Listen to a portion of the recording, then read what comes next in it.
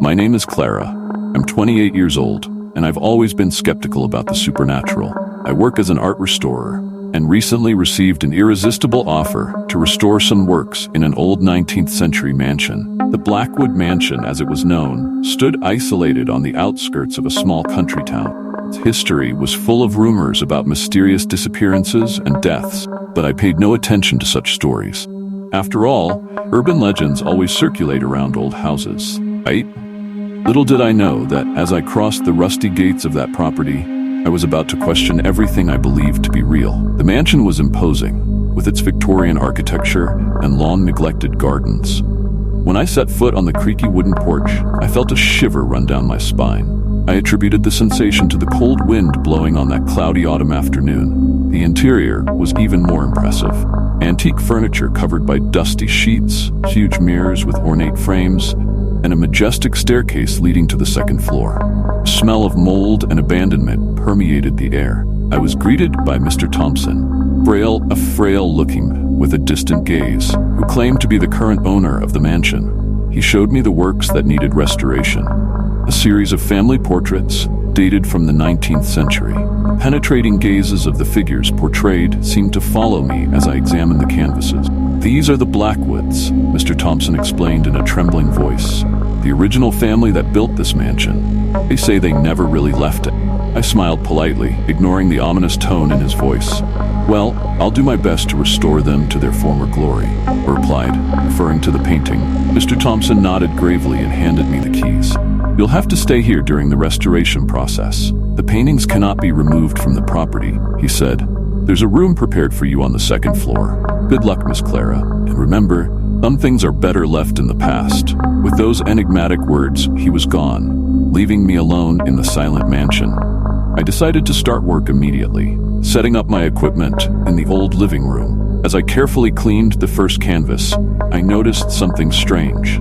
A dark stain in the corner of the portrait that wasn't there before. I blinked several times, but the stain remained. I decided it must be just accumulated dirt and continued my work. As night fell, the shadows seemed to lengthen unnaturally.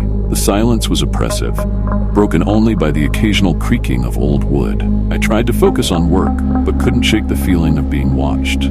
When I finally decided to call it a day, I noticed that the dark stain on the portrait had spread slightly. I went up to the room assigned to me, carrying a flashlight. The electricity in the mansion was unstable, and I didn't want to risk being in the dark.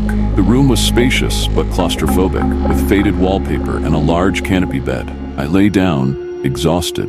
Sleep was slow to come. It was in the middle of the night that I heard it for the first time, a whisper, so low that I initially thought it was just the wind. But soon I realized there were words, incomprehensible, but definitely there. They came from the walls, as if someone was on the other side, trying to communicate. I turned on the flashlight and examined the room, but there was nothing out of place. I convinced myself it was just my imagination playing tricks on me. The next morning, I returned to the living room to continue work.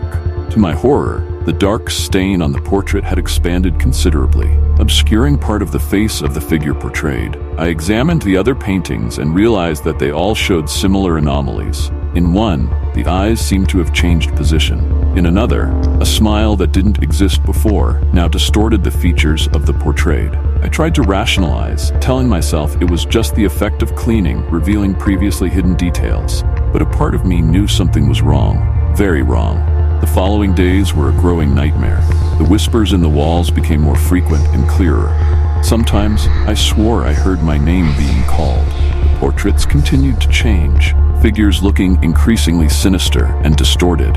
Objects moved when I wasn't looking, doors closed by themselves, and more than once I felt a cold breath on the back of my neck when I was alone in the room. I started having terrible nightmares. I dreamed of endless corridors in the mansion, pursued by shadows that whispered my name. In a recurring dream, I saw myself trapped inside one of the portraits, silently screaming while the other figures smiled with pointed teeth. I tried to leave the mansion, found that the doors were locked, and the keys had disappeared. The windows seemed fused in their frames, impossible to open. My cell phone had no signal, and the landline emitted only a low, constant buzz when I tried to use it. That's when I started seeing the shadows moving in the corners of my eyes. Figures that disappeared when I turned to look at them directly. The air would suddenly turn icy, and I could swear I heard distant laughter and footsteps upstairs, even though I was alone in the house. One night, while frantically working on one of the portraits, trying to reverse the inexplicable changes, I heard a noise coming from the basement. It was a rhythmic sound, as if someone was beating a drum. Driven by morbid curiosity and a sense of inevitability, I went down the creaky stairs to the dark, damp basement.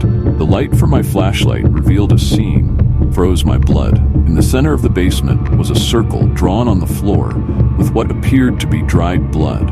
Half-melted black candles were arranged around it, and in the middle of the circle was an ancient book, open to a page with strange symbols that seemed to move under my gaze. As I approached, the candles lit themselves, and the book began to turn its pages as if moved by a non-existent wind. The whispers in the walls intensified, now clearly audible.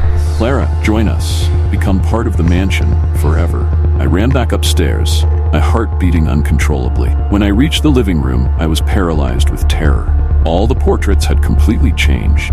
Figures were now grotesque and distorted versions of the Blackwoods, with black eyes and impossible smiles. And in each painting, in the background, I could see my own face, silently screaming. At that moment, I understood what I needed to do. Mr. Thompson had said that some things were better left in the past, but now I knew that the past never really stayed behind in this mansion. The Blackwoods had found a way to perpetuate themselves through the portraits, capturing the souls of the unfortunate who crossed their path. With a determination born of desperation, I gathered all the portraits in the living room. I took a can of solvent that I used to clean my brushes and began pouring the liquid over the canvases. Figures in the portraits seemed to writhe and silently scream as I worked. When I finished, I struck a match and threw it onto the soaked painting. The flames rose instantly, consuming the canvases with supernatural fury. The screams and whispers that filled the house intensified to a deafening level, and I could feel the mansion shaking around me. As the portraits burned, I felt as if something was being ripped out from inside me. I saw shadows detaching from the walls, howling in agony as they were sucked into the voracious flames. The fire spread quickly, consuming the antique furniture and climbing up the walls.